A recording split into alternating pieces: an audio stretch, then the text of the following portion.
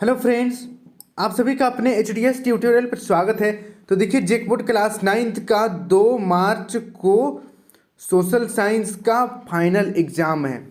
अच्छी तरीके से आप लोग तैयारी कीजिए। जेक बोर्ड 2023-24 का कल ही मॉडल प्रश्न पत्र आ चुका है। तो इस वीडियो में मैं आप लोगों को 2023-24 यानी कि 2 मार्च का मॉडल क्वेश्चन सोशल साइंस का यहाँ पर आंसर बताने वाला हूँ। क्वेश्चन सभी को आप लोग अच्छी तरीके से याद कर लीजिएगा। मॉडल क्वेश्चन से भी कुछ क्वेश्चन आपका फाइनल एग्जाम में रहता है, इसलिए अच्छी तरीके से सभी क्वेश्चन को आप लोग याद कर लीजिएगा। और इस प्रकार से मैं आप लोगों के लिए और 1-2 सेट अपलोड करूंगा, उसे भी देखना मत भूलिएगा। वायरल क्वेश्चन और very very very very very important question upload कर दूंगा, जिससे आपका एग्जाम में अच्छा मार्क्स आएगा। तो चैनल को सब्सक्राइब कर लीजिएगा ताकि आगे जब मैं वीडियो अपलोड करूं आप तक नोटिफिकेशन चला जाएगा। और वीडियो को अपने सभी दोस्तों के साथ शेयर कर दीजिएगा ताकि उन्हें भी इस वीडियो का लाभ हो सकेगा। तो देखिए, समय आप लोगों को 1.5 घंटे का दिया जाएगा हर एक सब्जेक्ट में, और पूर्णांक 40 का रहेगा। मैंने पहले आप लोगों को बता दिया है कि आप लोगों का MCQ प्रश्न पूछा जाएगा और OMR सीट पर आप लोगों का एग्जाम होगा। तो चलिए, क्लास 9 सोशल साइंस मॉडल प्रश्न पत्र 2023-24 का यहाँ पर हम लोग क्वेश्चन और आंसर देखते हैं। अच्छी तरीके से वीडियो को देखिएगा और लास्ट में मुझे कमेंट करके जरूर बताइएगा कि इनमें से कितनों का आंसर आपको ऑलरेडी पहले से पता था। इससे आपको पता चलेगा कि आपका तैयारी कितना हुआ है और कितना बाकी है। देखिए, पहला नंबर का क्वेश्चन है, जो जल भाग 3 ओर से स्थल भाग से घिरा हो उसे क्या कहते हैं? जो जल भाग 3 ओर से स्थल भाग से घिरा हो उसे क्या कहते हैं? पहला ऑप्शन है नदी, दूसरा खाड़ी, तीसरा झील, चौथा सागर। तो इसका सही आंसर हो जाएगा ऑप्शन नंबर दूसरा, खाड़ी कहते हैं। इसका आप लोग याद कर लीजिएगा। आप लोगों का क्वेश्चन हिंदी इंग्लिश दोनों में रहेगा, तो आप दोनों पढ़ सकते हैं। आप जिसमें सूटेबल है आंसर लिख दीजिएगा। देखिए, सेकंड नंबर, निम्नलिखित में से कौन झारखंड के पड़ोसी राज्यों का समूह है? निम्नलिखित में से कौन झारखंड के पड़ोसी राज्य का समूह है? पहला ऑप्शन देखिए, बिहार, पश्चिम बंगाल, उड़ीसा, छत्तीसगढ़, उत्तर प्रदेश। दूसरा, बिहार, पश्चिम बंगाल, उड़ीसा, छत्तीसगढ़, मध्य प्रदेश। तीसरा, बिहार, पश्चिम बंगाल, तेलंगाना, छत्तीसगढ़ और उत्तर प्रदेश। चौथा, बिहार, पश्चिम बंगाल, उड़ीसा, मध्य प्रदेश और उत्तर प्रदेश। तो इसका सही आंसर हो जाएगा ऑप्शन नंबर पहला, बिहार, पश्चिम बंगाल, उड़ीसा, छत्तीसगढ़ और उत्तर प्रदेश झारखंड के बॉर्डर से सटा हुआ है। इसको आप लोग याद कर लीजिएगा। अब बढ़ते हैं नेक्स्ट, अगला तीसरा नंबर की ओर। निम्नलिखित में से कौन सुमेलित नहीं है? कौन सुमेलित नहीं है बताना है। पहला ऑप्शन है हिमालय, नंदा देवी। दूसरा, उत्तरी मैदान, खादर। तीसरा ऑप्शन है भारतीय मनोस्थल, बरखान। और चौथा, प्रायद्वीप पठार, उत्तरी सरकार। तो इसका सही आंसर हो जाएगा ऑप्शन नंबर चौथा, प्रायद्वीप पठार, उत्तरी सरकार। इसको आप लोग याद कर लीजिएगा, ये सुमेलित नहीं है। अब बढ़ते हैं नेक्स्ट, अगला 4 नंबर की ओर। 4 नंबर का क्वेश्चन है, निम्नलिखित में से कौन सबसे सघन जनसंख्या वाला प्रदेश है? निम्नलिखित में से कौन सबसे सघन जनसंख्या वाला प्रदेश है? पहला ऑप्शन है हिमालय पर्वत, दूसरा उत्तरी मैदान, तीसरा प्रायद्वीप पठार, चौथा भारतीय मरुस्थल। तो इसका सही आंसर हो जाएगा ऑप्शन नंबर दूसरा, उत्तरी मैदान। इसको आप लोग याद कर लीजिएगा, इंपॉर्टेंट क्वेश्चन है। फिर देखिए नेक्स्ट, अगला 5 नंबर, कथन, गंगा नदी में सालों भर जल प्रवाहित होता है। यह एक कथन है। अब देखिए इसका कारण गंगा नदी हिमालय से निकलने वाली नदी है और गर्मी में हिमालय के बर्फ पिघलने से गंगा नदी को जल प्राप्त होता है। अब देखिए ऑप्शन, केवल कथन सही है। दूसरा, कारण सही है और कथन गलत। तीसरा ऑप्शन है कथन और कारण दोनों गलत हैं। चौथा ऑप्शन है कथन और कारण दोनों सही है। तो इसका सही आंसर हो जाएगा ऑप्शन नंबर चौथा, कथन भी सही है और कारण भी सही है। इसको आप लोग याद कर लीजिएगा। नॉर्मली जो नदी होता है वो गर्मी दिन में सूख जाता है, लेकिन गंगा नदी गर्मी दिन में ज़्यादा भर जाती है, क्योंकि गंगा नदी हिमालय से निकलती है और हिमालय में गर्मी होने से बर्फ पिघलता है, तो गंगा का नदी भी बढ़ जाता है। इसको आप लोग याद कर लीजिएगा। अब बढ़ते हैं नेक्स्ट, अगला 6 नंबर की ओर। भारत में नदियों का महत्व किन क्षेत्रों में है? भारत में नदियों का महत्व किन क्षेत्रों में है? पहला ऑप्शन है सिंचाई, दूसरा ऑप्शन है नौ संचालन, तीसरा जल विद्युत और चौथा उपरोक्त सभी। तो इसका सही आंसर हो जाएगा ऑप्शन नंबर चौथा उपरोक्त सभी। भारत में नदियों का महत्व सिंचाई के लिए भी है, नौ संचारण के लिए भी है यानी कि नौका चलाने के लिए, उसके बाद विद्युत उत्पन्न करने के लिए भी है, सभी हो जाएगा इसका सही आंसर। अब बढ़ते हैं नेक्स्ट अगला 7 नंबर। 7 नंबर का क्वेश्चन है, भारत में मानसून के आगमन के साथ कौन सी ऋतु का आरंभ होता है? भारत में मानसून के आगमन के साथ कौन सी ऋतु का आगमन होता है? पहला ऑप्शन है ग्रीष्म ऋतु, दूसरा वर्षा ऋतु, तीसरा शीत ऋतु, चौथा शरद ऋतु।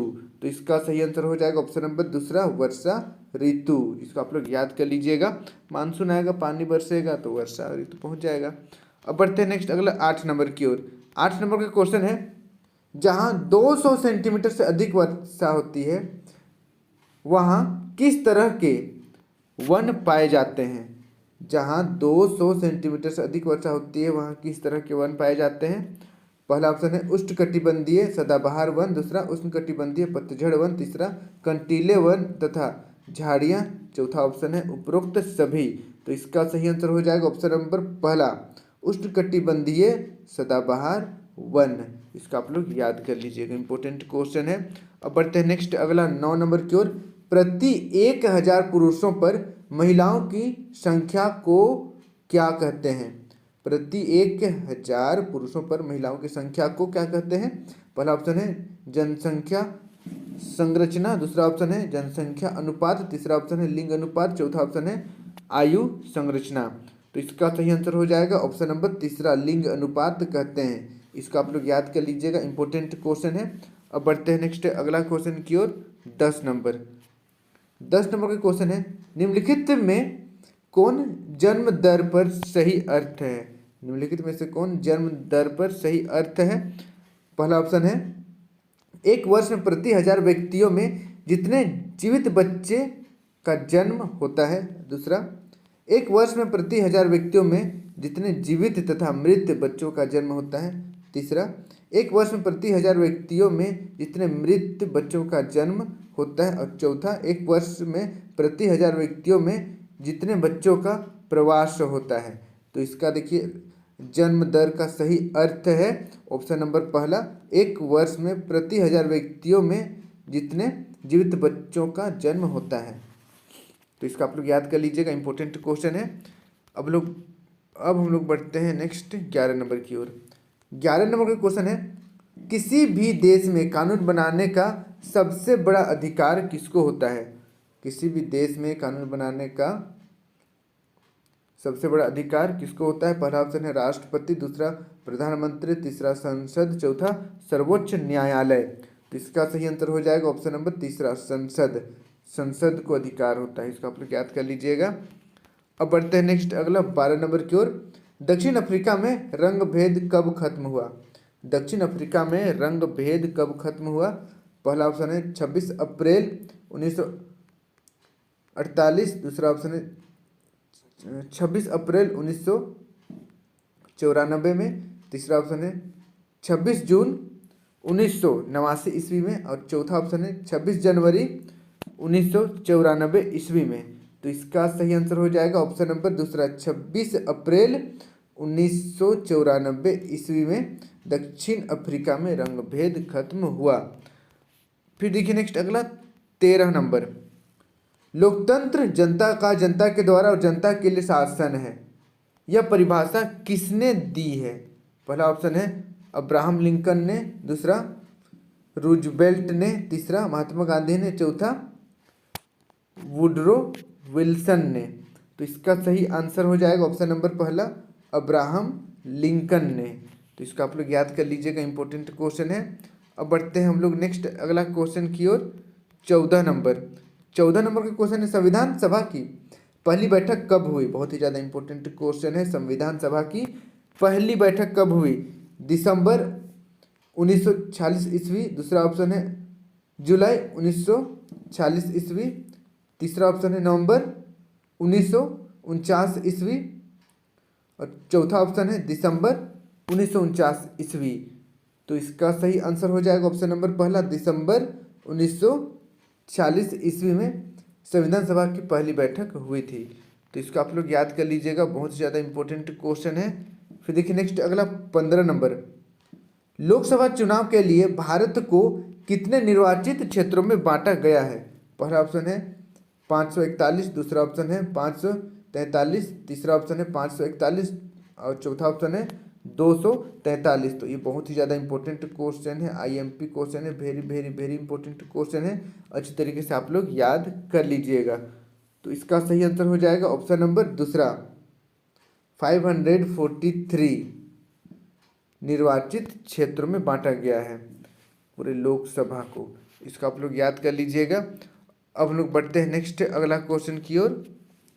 16 नंबर, हमारा संविधान हमें कितने मौलिक अधिकार प्रदान करता है? इंपॉर्टेंट क्वेश्चन है, हमारा संविधान हमें कितने मौलिक अधिकार प्रदान करता है? पहला ऑप्शन है 5, दूसरा ऑप्शन है 6, तीसरा ऑप्शन है 7, चौथा ऑप्शन है 8। तो इसका सही आंसर हो जाएगा ऑप्शन नंबर दूसरा, 6 मौलिक अधिकार हमारा संविधान हम लोगों को देता है। अब बढ़ते हैं नेक्स्ट अगला क्वेश्चन की ओर। अगला क्वेश्चन है, निम्नलिखित में कौन राजनीतिक कार्यपालिका का हिस्सा होता है? निम्नलिखित में कौन राजनीतिक कार्यपालिका का हिस्सा होता है? पहला ऑप्शन है जलाधीश, दूसरा ऑप्शन है गृह मंत्रालय का सचिव, तीसरा ऑप्शन है गृह मंत्री और चौथा ऑप्शन है पुलिस महानिदेशक। तो इसका सही आंसर हो जाएगा ऑप्शन नंबर तीसरा, गृह मंत्री। गृह मंत्री, इसको आप लोग याद कर लीजिएगा, इंपॉर्टेंट क्वेश्चन है।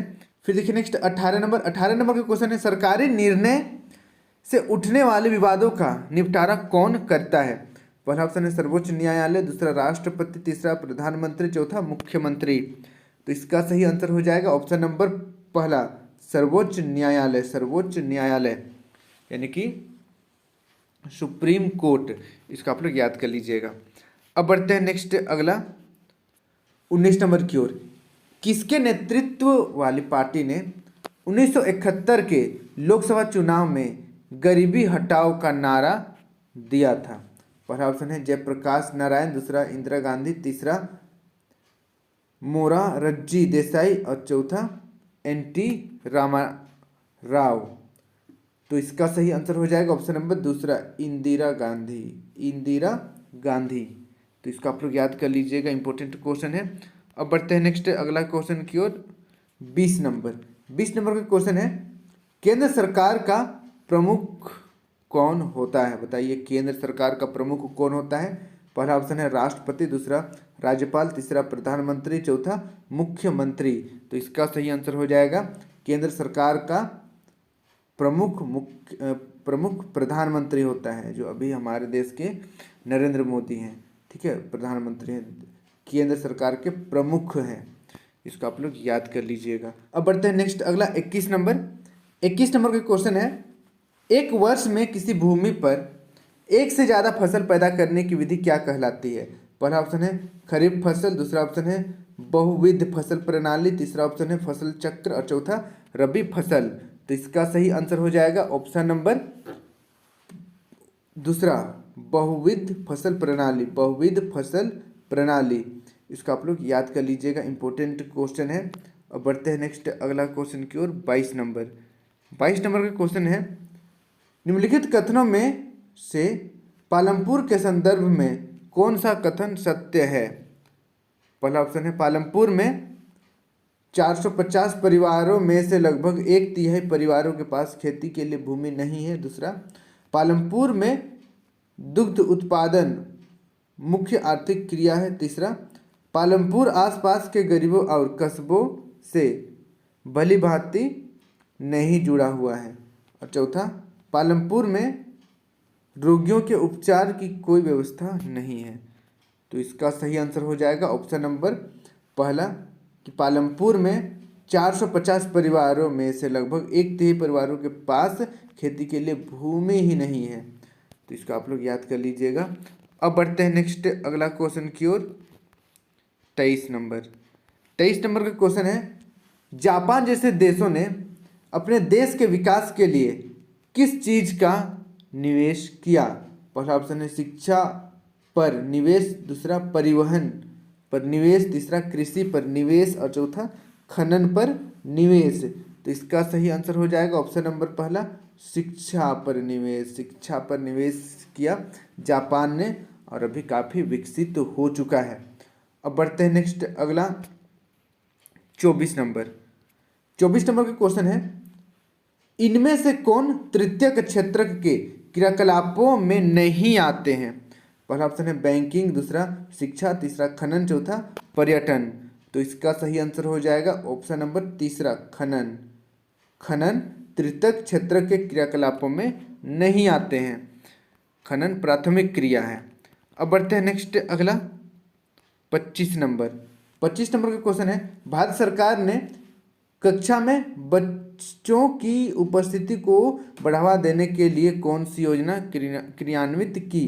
पहला ऑप्शन है सर्व शिक्षा अभियान, दूसरा ऑप्शन है सेतु पाठ्यक्रम, तीसरा ऑप्शन है स्कूल लौटो शिविर और चौथा ऑप्शन है दोपहर के भोजन की योजना। तो इसका आंसर आप लोग मुझे कमेंट करके बताइए कि भारत सरकार ने कक्षा में बच्चों की उपस्थिति को बढ़ाने के लिए कौन सी योजना का क्रियान्वित किया? सर्व शिक्षा अभियान या सेतु पाठ्यक्रम या स्कूल लौटो शिविर या दोपहर भोजन की योजना। अब लोग बढ़ते हैं नेक्स्ट अगला क्वेश्चन की ओर। अगला क्वेश्चन है 26 नंबर। 26 नंबर का क्वेश्चन है, निम्नलिखित में से कौन से राज्य ने निर्धनता को कम करने के लिए अनाज के सार्वजनिक वितरण प्रणाली में सुधार किया? पहला ऑप्शन है पंजाब एवं हरियाणा, दूसरा ऑप्शन है केरल, तीसरा ऑप्शन है आंध्र प्रदेश एवं तमिलनाडु, चौथा ऑप्शन है पश्चिम बंगाल। तो इसका सही आंसर हो जाएगा ऑप्शन नंबर तीसरा, आंध्र प्रदेश एवं तमिलनाडु। तो इसका आप लोग याद कर लीजिएगा, इंपॉर्टेंट क्वेश्चन है। फिर बढ़ते हैं नेक्स्ट हम लोग 27 नंबर की ओर। 27 नंबर का क्वेश्चन है, निम्नलिखित में से भारत सरकार के किस कार्यक्रम के अंतर्गत अगर आवेदक को 15 दिनों के अंदर रोजगार उपलब्ध नहीं कराया गया तो वह दैनिक बेरोजगार भत्ते का हकदार होगा? पहला ऑप्शन है राष्ट्रीय काम के बदले अनाज, दूसरा ऑप्शन है राष्ट्रीय रोजगार गारंटी कोष, तीसरा प्रधानमंत्री रोजगार योजना और चौथा स्वर्ण जयंती ग्राम स्वरोजगार योजना। तो इसका सही आंसर हो जाएगा ऑप्शन नंबर दूसरा, राष्ट्रीय रोजगार गारंटी कोष। तो इसका आप लोग याद कर लीजिएगा। अब हम लोग बढ़ते हैं अगला क्वेश्चन की ओर। 28 नंबर का क्वेश्चन है, भारत में ग्रामीण क्षेत्रों में प्रतिदिन प्रति व्यक्ति कितनी कैलोरी की आवश्यकता स्वीकृति की गई है? पहला ऑप्शन है 2400 कैलोरी, दूसरा ऑप्शन है 1400 कैलोरी, तीसरा ऑप्शन है 2500 कैलोरी और चौथा ऑप्शन है 3400 कैलोरी। तो इसका सही आंसर हो जाएगा ऑप्शन नंबर पहला, 2400 कैलोरी। 2400 कैलोरी गांव के लोगों को रोज दिन चाहिए, एक आदमी को। अब बढ़ते हैं नेक्स्ट अगला क्वेश्चन की ओर। अगला क्वेश्चन है 29 नंबर, किसके माध्यम से सरकार द्वारा अधिप्राप्त अनाज, गेहूं और चावल के भंडार का बफर स्टॉक बनाया जाता है? पहला ऑप्शन है राज्य सरकार, दूसरा भारतीय खाद्य निगम, तीसरा ऑप्शन है राष्ट्रीय प्रतिदर्श सर्वेक्षण संगठन और चौथा ऑप्शन है गृह मंत्रालय। तो इसका सही आंसर हो जाएगा ऑप्शन नंबर दूसरा, भारतीय खाद्य निगम। तो इसका आप लोग याद कर लीजिएगा, इंपॉर्टेंट क्वेश्चन है। अब बढ़ते हैं नेक्स्ट अगला 30 नंबर की ओर। 30 नंबर का क्वेश्चन है, सरकार द्वारा समाज के गरीब वर्गों में बाजार से कम कीमत पर अनाज का वितरण किया जाता है, इस कीमत को क्या कहते हैं? पहला ऑप्शन है निर्गम कीमत, दूसरा न्यूनतम समर्थित कीमत, तीसरा ऑप्शन है बाजार कीमत और चौथा ऑप्शन है राशन कार्ड कीमत। तो इसका सही आंसर हो जाएगा ऑप्शन नंबर पहला, निर्गत कीमत। निर्गत कीमत, इसको आप लोग याद कर लीजिएगा। अब बढ़ते हैं नेक्स्ट अगला 31 नंबर की ओर। The spirit of laws, the spirit of laws नामक रचना के रचनाकार कौन है? पहला ऑप्शन है मोंटेस्क्यू, दूसरा ऑप्शन है एंजल्स, तीसरा ऑप्शन है रूसो, चौथा ऑप्शन है प्लूटो। तो इसका सही आंसर हो जाएगा ऑप्शन नंबर पहला, मोंटेस्क्यू। मोंटेस्क्यू ने द स्पिरिट ऑफ लॉज नामक रचना के रचनाकार हैं। इसका आप लोग याद कर लीजिएगा, इंपॉर्टेंट क्वेश्चन है। अब बढ़ते हैं नेक्स्ट हम लोग अगला। अब देखिए नेक्स्ट 32 नंबर का क्वेश्चन है, फ्रांसीसी क्रांति के समय फ्रांस पर किसका शासन था? फ्रांसीसी क्रांति के समय फ्रांस पर किसका शासन था? पहला ऑप्शन है मुसोलिनी, दूसरा ऑप्शन है नेपोलियन, तीसरा ऑप्शन है लुई 16वां, चौथा ऑप्शन है लुई 12वां। तो इसका सही आंसर हो जाएगा ऑप्शन नंबर तीसरा, लुई 16वां का शासन था फ्रांसीसी क्रांति के समय। तो इसको आप लोग याद कर लीजिएगा। अब बढ़ते हैं नेक्स्ट अगला 33 नंबर की ओर। 33 नंबर का क्वेश्चन है, नवंबर के अपराधी कौन थे? नवंबर के अपराधी कौन थे? पहला ऑप्शन है सम्राट समर्थक, दूसरा हिटलर समर्थक, तीसरा वाइमर गणराज्य के समर्थक और चौथा लुई 12वां। तो इसका सही आंसर हो जाएगा ऑप्शन नंबर तीसरा, वाइमर गणराज्य के समर्थक। तो इसका आप लोग अच्छी तरीके से याद कर लीजिएगा। अब बढ़ते हैं नेक्स्ट अगला 34 नंबर की ओर। किसी समुदाय को दूसरे समुदाय से अलग रखना क्या कहलाता है? किसी समुदाय को दूसरे समुदाय से अलग रखना क्या कहलाता है? पहला ऑप्शन है घेटो, दूसरा ऑप्शन है शिविर, तीसरा ऑप्शन है संलाप गृह और चौथा ऑप्शन है युद्ध गृह। तो इसका सही आंसर हो जाएगा ऑप्शन नंबर पहला सही हो जाएगा। ऑप्शन नंबर पहला, घेटो कहते हैं। किसी समुदाय को दूसरे समुदाय से अलग रखना घेटो कहलाता है। तो इसको आप लोग याद कर लीजिएगा, इंपॉर्टेंट क्वेश्चन है। अब बढ़ते हैं नेक्स्ट अगला 35 नंबर की ओर। 35 नंबर, भारत का प्रमुख वन महानिदेशक कौन था? भारत का प्रमुख वन महानिदेशक कौन था? पहला ऑप्शन है फोस्टर, दूसरा रंगनाथन, तीसरा फ्रेंडिस और चौथा क्लार्क। तो इसका सही आंसर हो जाएगा ऑप्शन नंबर तीसरा, फ्रेंडिस था। इसको आप लोग याद कर लीजिएगा, भारत का प्रमुख वन महानिदेशक फ्रेंडिस था। अब बढ़ते हैं नेक्स्ट अगला 36 नंबर की ओर। झूम खेती को किस अन्य नाम से जानते हैं? झूम खेती को अन्य किस नाम से जानते हैं? पहला ऑप्शन है घुमंतु खेती, दूसरा पहाड़ी खेती, तीसरा अस्थाई खेती, चौथा सीढ़ीदार खेती। तो इसका सही आंसर हो जाएगा ऑप्शन नंबर पहला, घुमंतु खेती। झूम खेती को घुमंतु खेती के नाम से भी जाना जाता है। अब बढ़ते हैं नेक्स्ट अगला क्वेश्चन की ओर। 37 नंबर, भारतीय वन सेवा की स्थापना कब हुई? भारतीय वन सेवा की स्थापना कब हुई? पहला ऑप्शन है 1857 ईस्वी में, दूसरा ऑप्शन है 1864 ईस्वी में, तीसरा ऑप्शन है 1874 ईस्वी में और चौथा ऑप्शन है 1854 ईस्वी में। तो इसका सही आंसर हो जाएगा ऑप्शन नंबर दूसरा, 1864 ईस्वी में इंडियन फॉरेस्ट सर्विस का स्थापना हुआ था। तो इसको आप लोग याद कर लीजिएगा, इंपॉर्टेंट क्वेश्चन है। अब बढ़ते हैं नेक्स्ट हम लोग अगला 38 नंबर की ओर। 38 नंबर का क्वेश्चन है, फ्रांस की क्रांति कब हुई? फ्रांस की क्रांति कब हुई? फ्रांस की क्रांति कब हुई? बहुत ही इंपॉर्टेंट क्वेश्चन है। पहला ऑप्शन है, चलिए इसका आंसर आप लोग बताइएगा, ठीक है। पहला ऑप्शन है 1789 ईस्वी, दूसरा 1786 ईस्वी, तीसरा 1784 ईस्वी और चौथा ऑप्शन है 1700 ईस्वी। तो 38 नंबर का आप लोग कमेंट कीजिए कि फ्रांस की क्रांति कब शुरू हुई थी। अब लोग बढ़ते हैं नेक्स्ट अगला 39 नंबर की ओर। 39 नंबर का क्वेश्चन है, औपनिवेशिक सरकार ने अपराधी जनजाति अधिनियम कब पारित किया? औपनिवेशिक सरकार ने अपराधी जनजाति अधिनियम कब पारित किया? पहला ऑप्शन है 1879 ईस्वी, दूसरा ऑप्शन है 1871 ईस्वी, तीसरा ऑप्शन है 1869 ईस्वी, चौथा ऑप्शन है 1854 ईस्वी। तो इसका सही आंसर हो जाएगा ऑप्शन नंबर दूसरा, 1871 ईस्वी में औपनिवेशिक सरकार ने अपराधी जनजाति अधिनियम पारित किया। तो इसका आप लोग याद कर लीजिएगा, इंपॉर्टेंट क्वेश्चन है 1871 ईस्वी में। अब हम लोग बढ़ते हैं नेक्स्ट अगला क्वेश्चन की ओर। 40 नंबर हमारा लास्ट क्वेश्चन, रूस की क्रांति कब हुई? चलिए अब बताइए रूस की क्रांति कब हुई। पहला ऑप्शन है 1917, दूसरा ऑप्शन है 1921, तीसरा ऑप्शन है 1922 और चौथा ऑप्शन है 1924।